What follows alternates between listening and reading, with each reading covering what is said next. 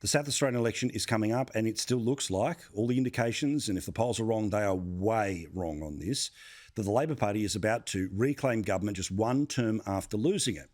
Now, I think to understand this, you need to understand, apart from the marshmallow and all of the bad things that he's done over the past couple of years, the difference between this election and the last election is SA best. The Xenophon Party basically got a third of the vote, didn't get that many seats, wasn't able to get anywhere near opposition or government, but it took votes off the Labor Party. It took some votes off the Liberal Party, but more off the Labor Party because it was a government that had been around for a long time.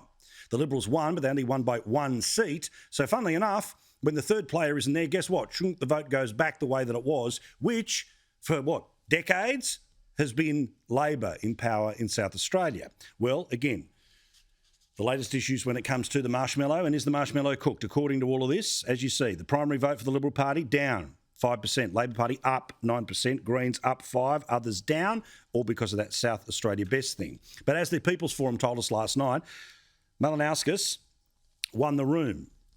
Now, this was 100 undecided voters, 67% backed him in, 22% backed in Marshall, 11% remained professionally undecided. Why? Well, I trust Chris Kenny. He is a crow to his heart. I've never seen a better political performance in one of these forums, state or federal. Peter Malinauskas was just on message. He had good attack lines, good defence lines. His tone was good in terms of being good-humoured about it.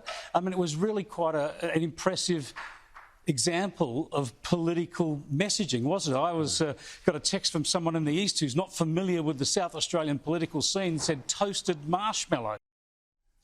Exactly. By the way, that wasn't me sending the text. I just would have said marshmallow cooked. That's what I would have said. In fact, that's what I texted. But that's not who he was talking about. Hello to those who may be.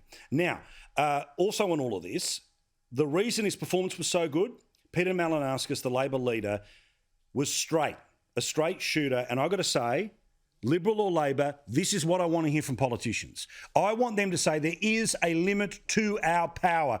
You know what? We can't fix everything. I think Australians are sick of hearing politicians promise that they're going to reduce the prices of groceries. They're going to reduce the prices of petrol. Never happens. The Premier doesn't control the petrol price. If I become Premier, I'm not going to control the petrol price. Hallelujah. But he will control whether the Adelaide 500 will be there, and if so, it's in December, and I can't wait if there's a change of government at this election. Marshmallow. Cool. We'll find out on Saturday night.